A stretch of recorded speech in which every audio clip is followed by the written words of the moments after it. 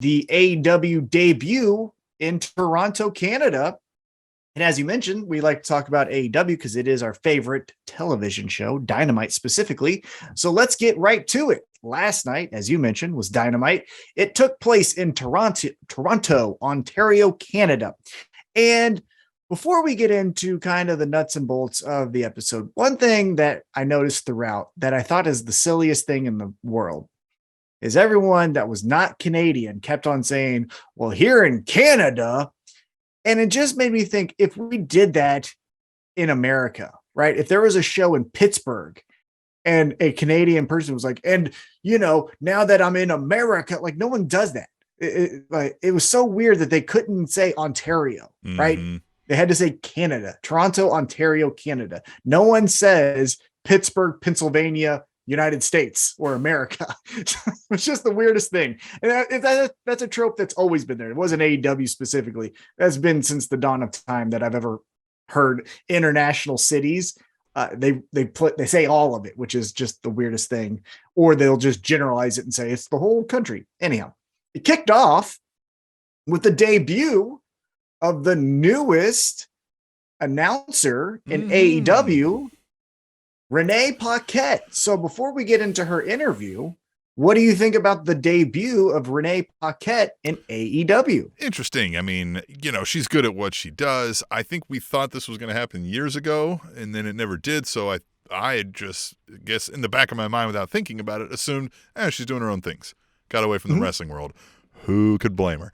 And that's not what's happening here. And I like that they didn't go to like Jon Moxley's wife, Renee Paquette, right? And I mean, even though most people know it that watch AEW, but that's not her accolades. So I like that, that we have. I think she's really good at what she does. And I think it's another, you've said it before, a lot of white dudes hanging around AEW. And so all the interviewers were that, outside of Mark Henry, sometimes would do them backstage interviews and whatnot. But so I think this is good. A good change of pace. She's really good at what she does.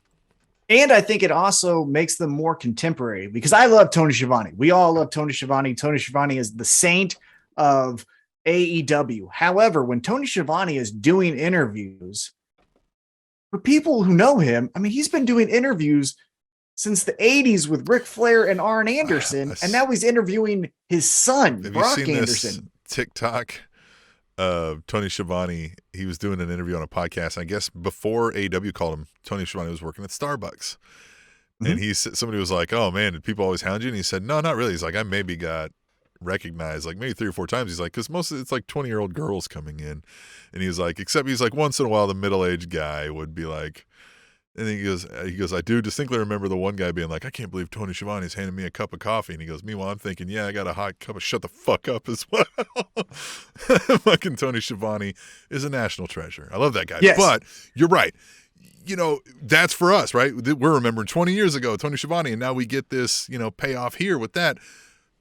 What's going to happen for the people that are 20 now and watching 20? We can't have Tony Schiavone out there at 94 years old or whatever he'll be then to you've got to move on, get a little more contemporary, like you said. And it also adds that she'll know more of the contemporary thing. So when someone references a current artist or someone references a TikTok that they saw, it's more likely that she would have seen it than Tony Schiavone, who I doubt has even been on TikTok, right? Yeah. So I like that. I also like that it's a female voice because, again, white dudes have said enough, even though we're 2 white dudes talking to you. Yeah. But we've been doing this for 10 years. Yeah, we've been doing this for 10 years. So it's not like we're Johnny come latelys, okay?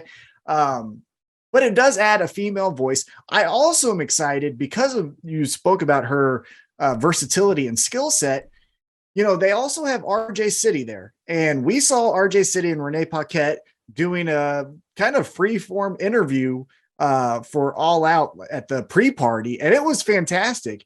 Put those two together on like a Tuesday Night Titans-esque show where they replicate in their own version the Gorilla Monsoon, Bobby the Brain Heenan, and there you go. That would be at a YouTube show fun with those two, right? I mean, that's fun. What I thought immediately is those 2 people need to be doing interviews, and then again, it saves us stretching Tony Schiavone so thin because I do think Tony Schiavone does serve a good purpose. especially a couple weeks ago when MJF wants to get some good heat, he pushes Tony Schiavone down. We all love Tony Schiavone. What the fuck, MJF, right? So there's still good use of Tony Schiavone, but we also don't need him to call the matches and then go backstage and then do the control center. And so it's like, this is just adding some more depth to their commentary team and then a skill set that I think really no one in AEW has. And then again, on top of that, what I like the most, a female voice, which hopefully will help the female division. So, you know what I like the most, by the way, Tom, is the Spanish Announce Table Nation. I like them the most. So we want you to join us live on these shows. We do them Thursday, sometimes Wednesday, depending on, our busy lives. Watch the Twitter, which is Table Show. Join in and chat with us. So if you're watching now, tell us what you think of Renee Paquette, suddenly now showing up as AEW's newest, what do they call this person? Reporter? Commentator? They just said newest person on the analyst? commentary team. Yeah. They just said newest person on the commentary team. Because again, I think she's going to serve many different roles. I don't think now in this one, I think because again, first night we didn't introduce her as John Moxley's wife, or she didn't come to the save while John Moxley was getting beat down by, JAS and Jade Cargill, one of those things. I thought they just said, hey, we're going to bring her in. This is her on ramp. So she's going to do a couple things she's familiar with. And then we're going to get her probably into the stuff that we hired her for. Right. Yeah. So